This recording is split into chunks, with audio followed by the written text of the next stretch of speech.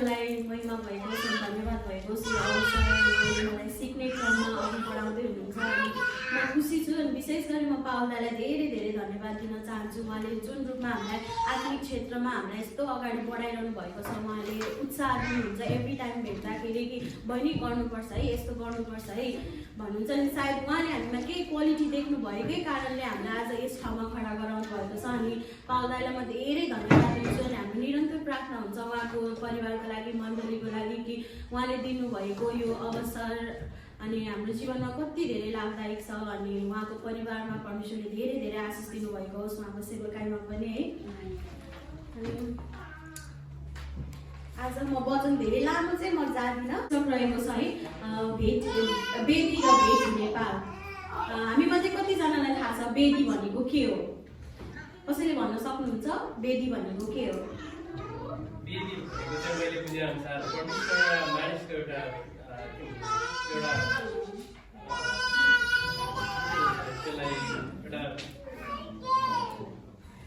तपाईँले मण्डलीको रूपमा पनि लिन सक्नुहुन्छ है वेदीलाई, होइन? जहाँ परमेश्वरको उपस्थिति आउँदछ त्यस ठाउँलाई वेदी भनिन्छ है। अनि के अरे मैले चाहिँ यो प्रस्थानको पुस्तकबाट हजुरहरूलाई केही भन्न गइरहेको छु। अनि वेदी चाहिँ पहिला पुरानो नियममा मोसाले खडा गरेका थिए है। अनि मोसाले चाहिँ कति बेला वेदी खडा गरेको थियो? जब उसले इजरायलीहरूलाई जब मिश्र देशबाट चाहिँ कनान देशतर्फ जाने क्रममा चाहिँ उसले परमेश्वरसँग बातचित गर्न, परमेश्वरको उपस्थितिमा रमाउनको निम्ति चाहिँ उसले एउटा वेदी खडा गरेको थियो। अनि आजको दिनमा चाहिँ त्यो वेदी कहाँ छ र को हो त त्यो वेदी? कसैले भन्न सक्नुहुन्छ? मैले प्रश्न पनि सोधिरहेको छु है। भाइ धन्यवाद। आजको दिनमा चाहिँ वेदी चाहिँ हामी आफै हो है। हाम्रो शरीर चाहिँ वेदी हो। अनि भेट हुने पाल चाहिँ भनेको चाहिँ हाम्रो परमेश्वरसँग समय बिताउने टाइम जुन हामीले एउटा राखेका हुन्छौँ नि, हामीले बिहान बेलुका हामीले प्रार्थनाको समय छुट्याएका हुन्छौँ, त्यो समय चाहिँ भेट हुने पाल हो है हाम्रो लागि। अनि अब यसको वृत्तान्तमा जानुभन्दा अगाडि चाहिँ म एउटा सानो कुरा भन्नु मन लाग्यो, जुन कुराले चाहिँ मलाई प्रभुमा झन् धेरै अगाडि बढाउने एउटा हौसला दियो अनि मलाई सोच्नलाई बाध्य बनायो है। अनि यहाँ मध्ये सबैलाई प्रायः हिलसङ थाहा छ है। हिलसङ हामी सबैलाई प्रायः थाहा छ, अस्ट्रेलियामा उहाँहरूले एकदम राम्रो परमेश्वरको सेवकाई गरिरहनु भएको छ। अनि आराधनाको क्षेत्रमा उहाँहरू धेरै अगाडि हुनुहुन्छ। अनि हिलसङको एउटा गीत स्टार्ट गर्ने बेलामा चाहिँ एकजना दिदीले भन्नुभएको थियो कि आज चाहिँ मैले सुट लगाएको छु किनभने म यस ठाउँमा चाहिँ परमेश्वरसँग बिजनेस गर्न आएको छु भन्नुभयो। त्यो कुरालाई मैले यस्तो मेरो हृदयमा छेड्यो त्यो कुराले कि उसले कस्तो मजाले प्रस्ताएको छ है। हामी कतै जान्छौँ भने आफूलाई प्रस्तुत रूपमा लिएर जान हामीलाई मनपर्छ नि होइन? हामी यत्तिकै घर बस्ने लुगामा यत्तिकै ल्याङफ्याङ भएर त हामी कतै जाँदैनौँ नि होइन? आफूलाई प्रेजेन्टेबल बनाएर जाँदाखेरि अगाडि हेर्ने मान्छेले पनि आफूलाई पनि हामीलाई कति राम्रो लाग्छ है। अनि उसले के भन्दै थियो नि, आजको दिन चाहिँ मैले सुट लगाएर आएको छु किनभने यस ठाउँमा चाहिँ म परमेश्वरसँग बिजनेस गर्न आएको छु भनेर उसले भने। मलाई यस्तो मजाले त्यो शब्दले चाहिँ बिजनेस भन्ने शब्दले चाहिँ मेरो हृदयमा यस्तो साह्रो छेड्यो कि मलाई बाध्य बनायो।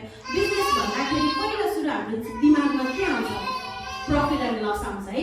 नाफा र घाटाको कुरा हामी सोच्दछौँ है बिजनेस भनेपछि। अनि तपाईँ कोसँग चाहिँ बिजनेस गर्नुहुन्छ? जसलाई चाहिँ तपाईँले चिन्नु भएको छ, तपाईँले भरोसा गर्नुहुँदछ त्यो मान्छेमाथि होइन? कि उसमाथि मैले केही गरेँ भने, मैले विश्वास गरेँ भने अथवा कुनै व्यवसाय मैले उसँग सुरु गरेँ भने चाहिँ म सायद नाफामा हुन सक्छु होला अथवा घाटै भए पनि त्यो हामी दुईजना बिचको कुरा हो, त्यसलाई हामी पार गर्छौँ होला। यो हिसाबले हामी बिजनेस स्टार्ट गर्छौँ है गर्दाखेरि। अनि बिजनेसको लागि सबैभन्दा पहिलो आवश्यक कुरा चाहिँ के हुन्छ भने फेथ एन्ड ट्रस्ट होइन? विश्वास। तपाईँले एकअर्कालाई विश्वास गर्नुहुन्छ। अनि त्यसपछि तपाईँको के हुनुपर्छ? गुड अन्डरस्ट्यान्डिङ अनि रिलेसनसिप है। हाम्रो सम्बन्ध राम्रो छैन भने हामी कसरी एकअर्कासँग चाहिँ हामी बिजनेस स्टार्ट गर्न सक्छौँ? सक्दैनौँ होइन? अब यो मान्छेलाई मेरो सम्बन्धै राम्रो छैन उसँग, म भरोसै गर्दिनँ उसलाई भनेपछि त म कुनै मेरो पैसा यत्तिकै म फाल्दिनँ नि होइन? अनि अर्को कुरा गुड कम्युनिकेसन होइन? बातचित गर्ने तरिका हाम्रो एकदम राम्रो हुनुपर्छ।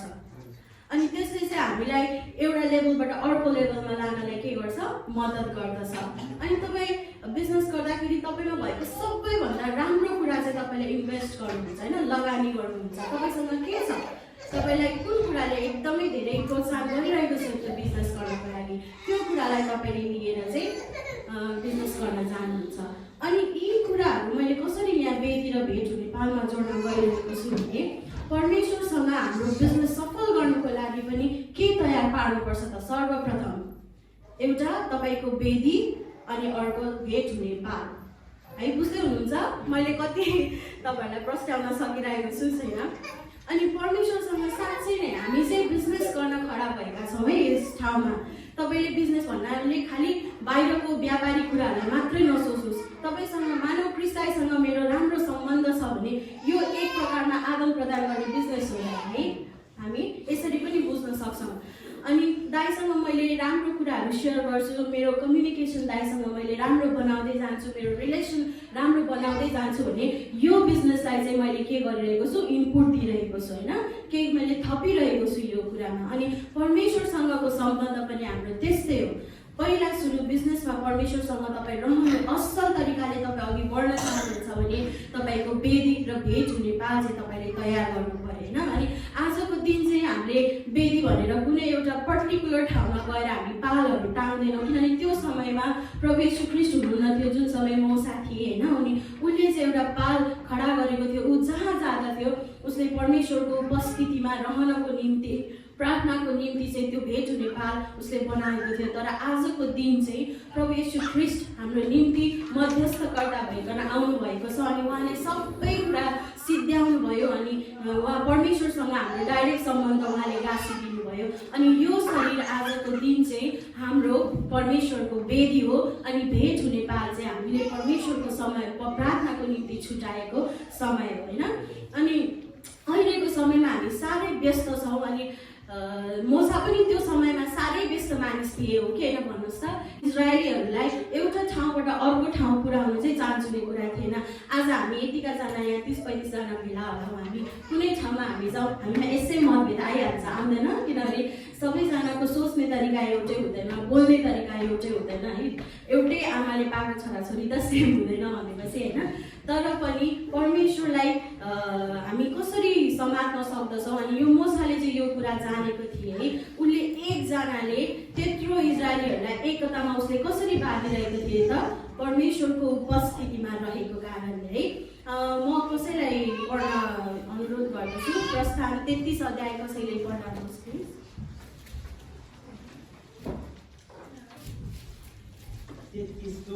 प्रस्थान 33 को 7 देखि 11 यहाँ शीर्षकै भेट हुने पाल भनेर लेखेको छ है। अनि यो प्रस्थानको अध्याय तपाईँहरूले घरमा पढ्नुभयो भने यति आशिषमय छ यो अध्याय, तपाईँहरू पढ्न सक्नुहुन्छ। तर मैले छोटो रूपमा मात्रै यहाँ लेखेको छु। प्रस्थान 33 को 7 देखि 11 कसैले पढिदिनुहोस् न है। मोसाले चाहिँ छाउनीदेखि बाहिर धेरै टाढामा पाल टाङ्ने गर्थे। तिनले त्यसलाई भेट हुने पाल भन्थे। परमप्रभुसित भेट गर्न चाहने प्रत्येक व्यक्ति छाउनीको बाहिर भएको त्यही भेट हुने पालमा जान्थ्यो।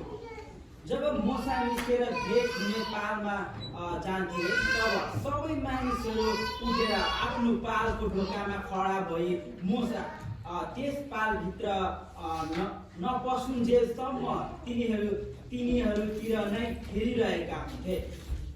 जब मोसा त्यस पालभित्र पस्थे तब बादलको खाँबो ओढेर पालको ढोकामा खडा रहन्थ्यो। तब परमप्रभु मोसासित बात गर्नुहुन्थ्यो। जब मानिसहरूले बादलको खाँबो पालको ढोकामा खडा भइरहेको देख्थे तब तिनी उठेर आफ्नो पालको ढोकामा आराधना गर्थे।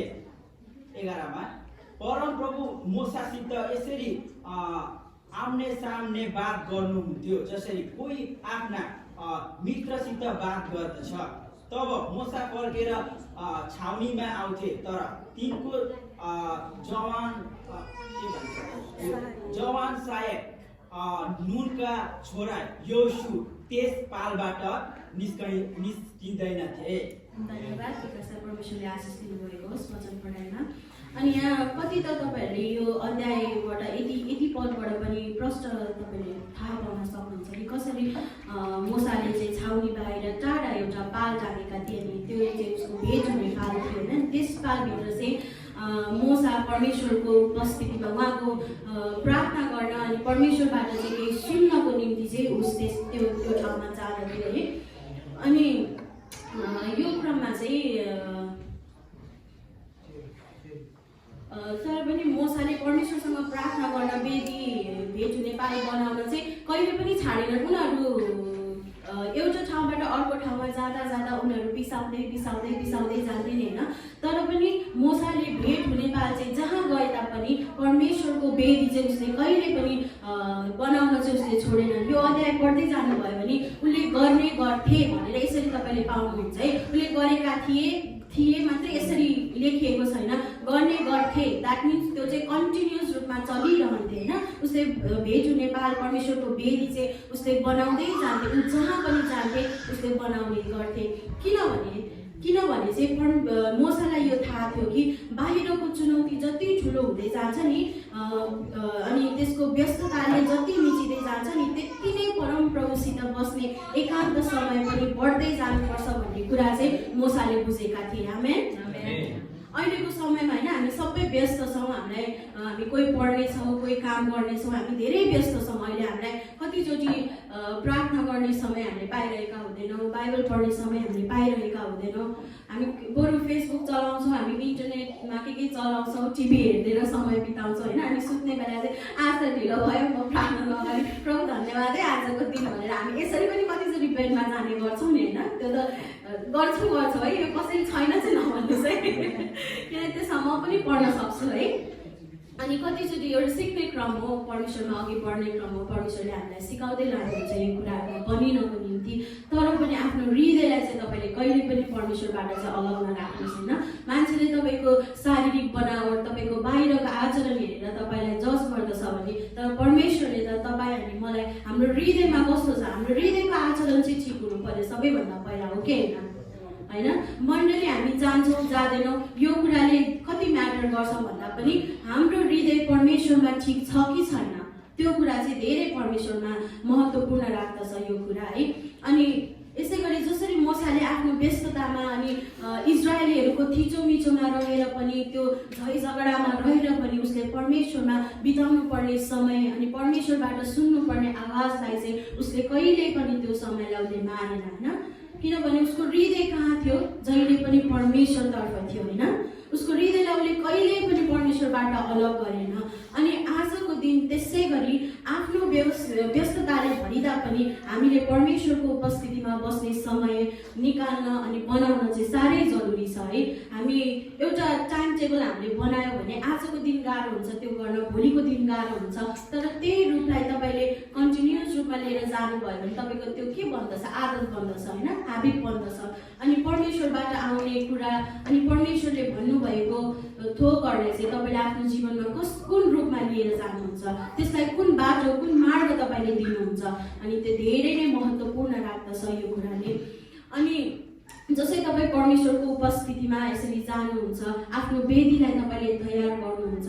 यो वेदी अब आज जहाँ गए तापनि म सँगसँगै जान्छ कि जाँदैन यो शरीर होइन। मेरो आत्मा म जहाँ लाँदैछु मेरो शरीर त्यही जाँदछ, किनभने अहिले म जिउँदैछु, मेरो शरीरबाट मेरो आत्मा अलग भएको छैन होइन। अनि हामी यो सबैभन्दा यो सजिलो कुरा भयो क्या अहिलेको लागि चाहिँ, किनभने ख्रीष्ट येशू हाम्रो निम्ति मध्यस्थकर्ता हुनुभएको कारणले परमेश्वरसँगको सिधा कुराकानी हामी गर्न सक्छौँ होइन। अनि एउटा वेदी बनाइरहनु परेन, हामीलाई भेट हुने पाल टाँगिरहनु परेन। अहिलेको समयमा हामी जहाँ जाँदछौँ त्यही नै हाम्रो वेदी हो अनि त्यही नै हाम्रो भेट हुने समय हो, परमेश्वरको भेट हुने पाल हो है। अनि यो कुरा चाहिँ यो चाहिँ के हो हुन सक्छ, एउटा महत्त्वपूर्ण कुरा चाहिँ अनुशासन पनि हो। ख्रीष्ट येशूमा हाम्रो अनुशासन हो। आमेन। मान्नुहुन्छ यो कुरा? परमेश्वरको उपस्थितिमा तपाईँ जानुहुन्छ भने त्यो तपाईँको के हो, अनुशासन हो है। अनि अनुशासनले आज्ञा पालन गर्न सिकाउँछ। अनि आज्ञा पालनले के ल्याउँदछ भन्नुहोस् त? आज्ञा पालनले के ल्याउँदछ जीवनमा? आशिष ल्याउँदछ। अनुशासनले तपाईँलाई आज्ञा पालन गर्न सिकाउँदछ भने आज्ञा पालनले चाहिँ तपाईँलाई जीवनमा आशिष लिएर आउँदछ है। कसरी व्यवस्था 28 अध्याय निकाल्नुहोस्।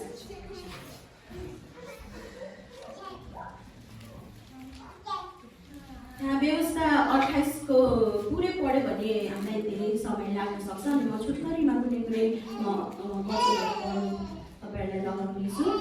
अनि व्यवस्था 28 को शीर्षक चाहिँ यस्तो रहेको छ, आज्ञा पालन गर्नेलाई आशिष है।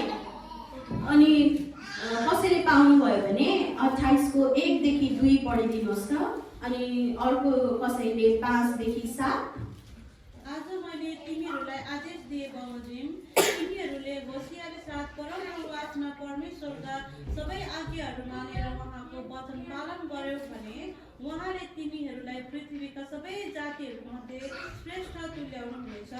परमप्रभु आफ्ना परमेश्वरको वचन पालन गर्यौ भने यी सबै आशिष तिमीहरूलाई लाग्नेछन् र तिमीहरू साथ रहिरहनेछन्।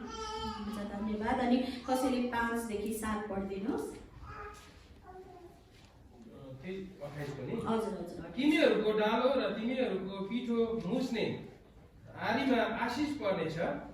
भित्र आउँदा र बाहिर जाँदा तिमीहरूले आशिष पाउनेछौ। तिमीहरूका विरुद्धमा आउने शत्रुहरूलाई परमप्रभुले तिमीहरूकै सामु परास्त गर्नुहुनेछ। उनीहरू तिमीहरूमाथि एक बाटो आउनेछन् तर तिमीहरूबाट 7 बाटो भाग्नेछन्। अनि त्यसै गरी 9 देखि 10 पनि जस्तो पनि हुन्छ। परमप्रभु तिमीहरूका परमेश्वरका आज्ञाहरू मानेर उहाँका मार्गमा हिँड्यौ भने उहाँले तिमीहरूलाई शपथ खाएर प्रतिज्ञा गर्नुभयो कि तिमीहरूलाई आफ्नो लागि एउटा एक पवित्र जाति बनाएर स्थापित गर्नुहुनेछ। तब पृथ्वीका समस्त मानिसहरूले तिमीहरू परमप्रभुका नाउँले पहिलिएका हौ भनी थाहा पाउनेछन् र तिमीहरूसँग डराउनेछन्। आमेन। अनि 13 अध्याय चाहिँ म आफै पढ्नेछु है। मैले आज तिमीहरूलाई दिएका परमप्रभु तिमीहरूका परमेश्वरका आज्ञाहरू ध्यान दिएर ती होसियारी साथ पालन गर्यौ भने परमप्रभुले तिमीहरूलाई पुच्छ होइन तर शिर तुल्याउनुहुनेछ। तिमीहरू सधैँ टुप्पामा हुनेछौ, कहिल्यै फेदमा पर्ने छैनौ। कति स्पष्ट रूपमा यहाँ लेखिएको छ है, आज्ञा पालन गर्नेलाई आशिष कि परमप्रभुले गर्यो भने भन्नुभएको छ है। त्यहाँ एउटा सर्ट जस्तो छ हो कि होइन, तिमीहरू यस्तो गर म तिमीहरूलाई दिन्छु भनेर डाइरेक्ट त्यहाँ भनेको छैन, तर गर्यो भने अनि तिमीहरूले त्यो आशिष पाउनेछौ होइन। अनि त्यो आशिषमा रमाउने त्यो अनुग्रहको घेराभित्र बस्ने नबस्ने यो कसको हातमा छ भन्नुहोस् त? यो हाम्रै हातमा छ है। परमेश्वरको वचनले स्पष्ट भनिरहेको छ। अनि जसरी मैले भने बिजनेस गर्न जाँदा तपाईँ अर्कोतर्फबाट मात्र एक्सपेक्ट गर्नुहुन्छ। तपाईँले दिनुपर्ने कुरा चाहिँ केही दिनुहुन्न, त्यो सम्बन्धलाई राम्रो तपाईँ बनाउन चाहनु हुँदैन। तपाईँले गर्नुपर्ने व्यवहार अनि बोलीचाली तपाईँ गर्नुहुन्न। तपाईँले इन्भेस्ट गर्नुपर्ने कुरा तपाईँले दिनुहुन्न, तर दोस्रो व्यक्तिबाट मात्रै तपाईँ त्यो एक्सपेक्ट गरिरहनुहुन्छ भने के तपाईँलाई त्यो आउँदछ त? डेफिनेटली आउँदैन है। तरै पनि परमेश्वर चाहिँ कति भला परमेश्वर हुनुहुन्छ। तपाईँ कहिलेकाहीँ मुख बाँधेर तपाईँ बाटो बिराउनु भएका भने पनि परमेश्वर चाहिँ सधैँ आफ्नो अँगालो फिजाएर तपाईँ आउने बाटो चाहिँ पर्खेर बस्नुहुन्छ। त्यो चाहिँ परमेश्वर अनि मानिसमा भएको भिन्नता है यो चाहिँ। अनि परमेश्वर कति अनुग्रही हुनुहुन्छ।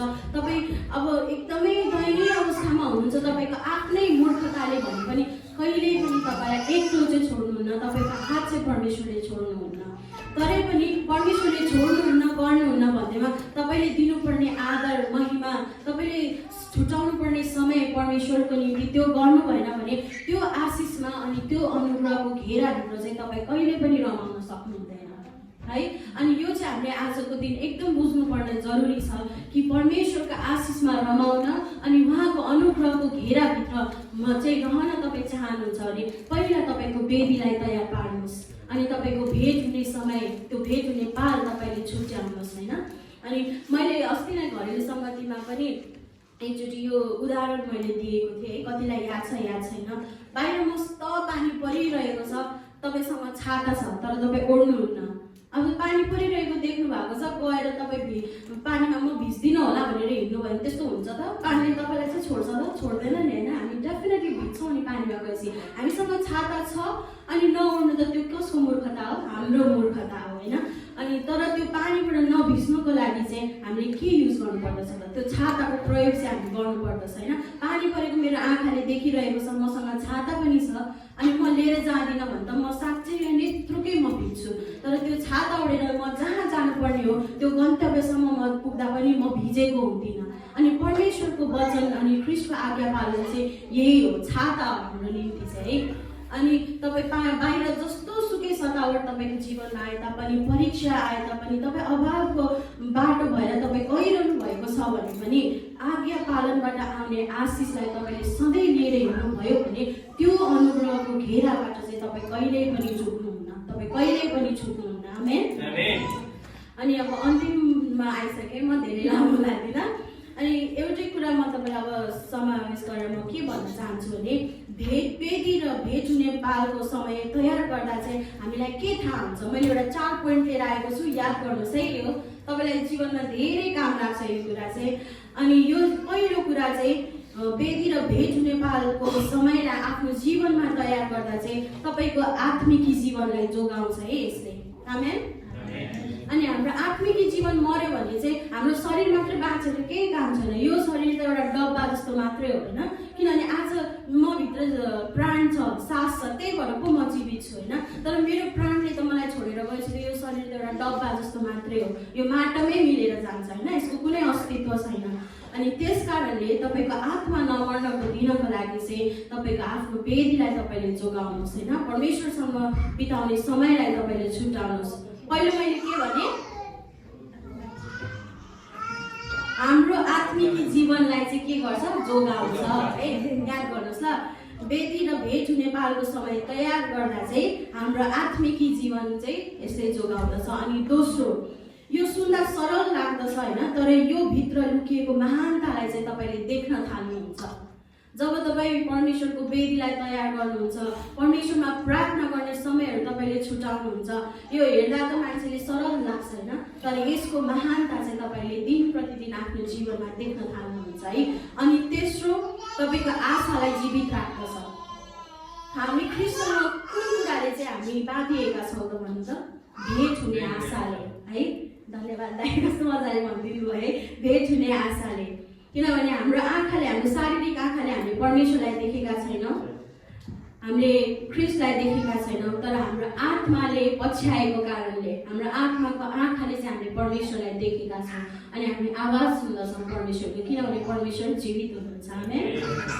अनि चौथो रहेको छ, तपाईँको विश्वासलाई झन् बढ्न मद्दत गर्दछ। आमेन।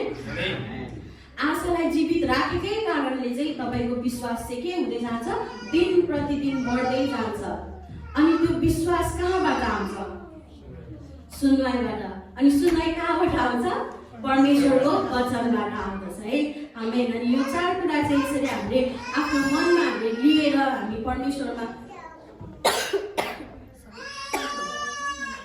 हामीले यो थाहा गऱ्यौँ भने चाहिँ हामी परमेश्वरको वेदी बनाउन अनि भेट हुने पालमा चाहिँ हामी कतै जानु पर्दैन, कहीँ खोज्नु पर्दैन। किनभने तपाईँको शरीर के हो? परमेश्वरको मन्दिर हो, यो वेदी हो। तपाईँ जहाँ जानुहुन्छ त्यही यो वेदी पनि तपाईँ सँगसँगै जाँदछ। अनि प्रार्थना गर्ने समय तपाईँले कुनै दिन पाउनुहुन्न होला हो, हामी धेरै व्यस्त छौँ, तर तपाईँ जहाँ खडा हुनुहुन्छ तपाईँ आफ्नो हृदय परमेश्वरमा लानुभयो भने हृदयको पुकार कसले सुन्नुहुँदछ? परमेश्वरले सुन्नुहुँदछ। हुन्छ, धन्यवाद। मेरो वचन आजको म यति नै राख्दछु। मलाई थाहा छैन मैले कति तपाईँहरूलाई बुझाउन सकेँ या सकिनँ है। म सिक्ने क्रममा छु, फेरिको दिनहरूमा इम्प्रुभ गर्ने कोसिस गर्दैछु। हुन्छ, धन्यवाद तपाईँले धैर्य त साथ सुनिदिनु भएकोमा।